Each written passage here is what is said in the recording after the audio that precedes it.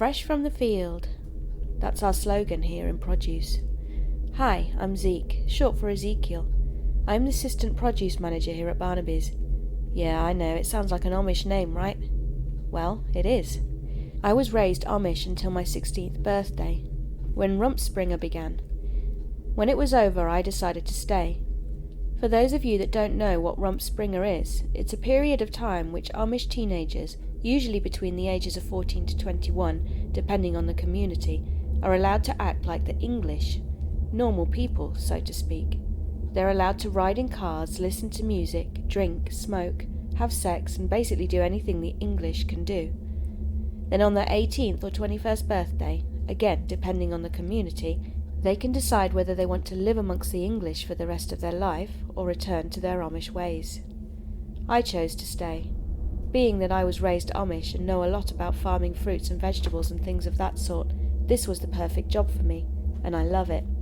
One thing though, Barnaby's is a very old store, and we still get all our fruits and vegetables from local growers, and our customers seem to love it.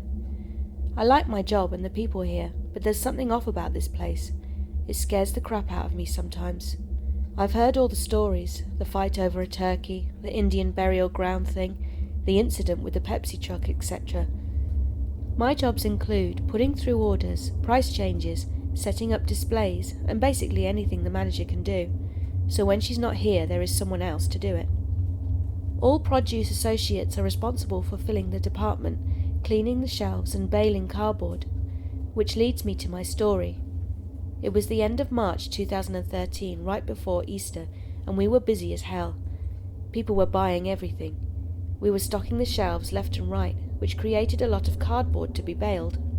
Then some old lady in one of those riding shopping cart things, I think they call it a mart cart or something like that, slammed the thing right into our giant diamond nut display, knocking it over, spilling over 40 pounds of loose nuts all over the place. So, during all the craziness, I needed a break. I just walked away. I went to the prep room, grabbed the cart of cardboard and took it to the back room to bale it. The baler was full as usual, so I had to make a bale. Now, the baler is a very dangerous piece of equipment. It's basically a large hydraulic press.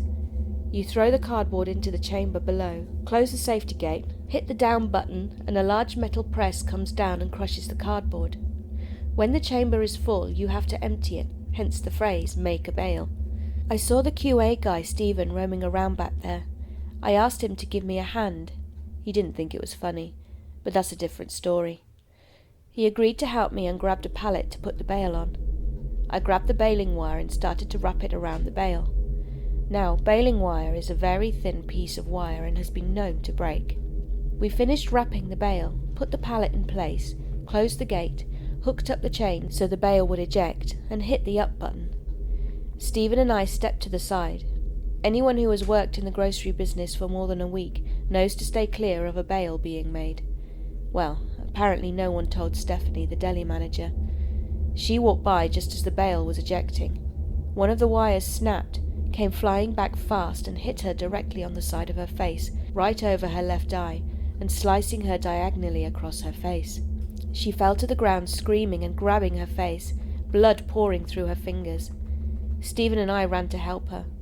Now, I'd seen many accidents like this when I was growing up, so it didn't faze me much, but to add insult to injury, Stephen had thrown up on Stephanie's lap. It was really gross.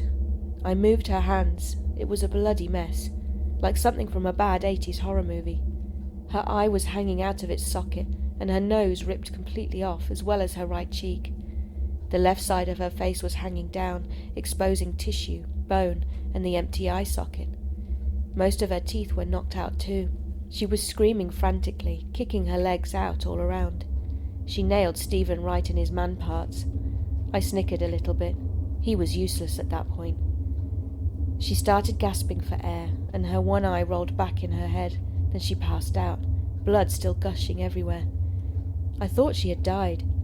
I picked her up and ran out of the back room through the store and up to the front, completely covered in blood. I laid her on a conveyor belt and called for an ambulance. Customers' employees were screaming and puking, and some even fainted. I saw some goth chick standing to the side, videotaping on her phone. Kids these days. The ambulance showed up and made sure she was still alive. I didn't see how after losing all that blood, but she was. They put the left side of her face back in place, as well as her eye, then wrapped her entire head in gauze. She looked like a mummy. They loaded her into the ambulance and left. Stephen came staggering out shortly after. Pat made him clean up the mess. He wasn't too happy about that. I heard she's doing okay. She quit after that. I can't really blame her. We've had a couple of deli managers since, but they didn't last too long with all that happens here. We're looking for one now. So if you're interested, give us a call at 1-800-BARNABY.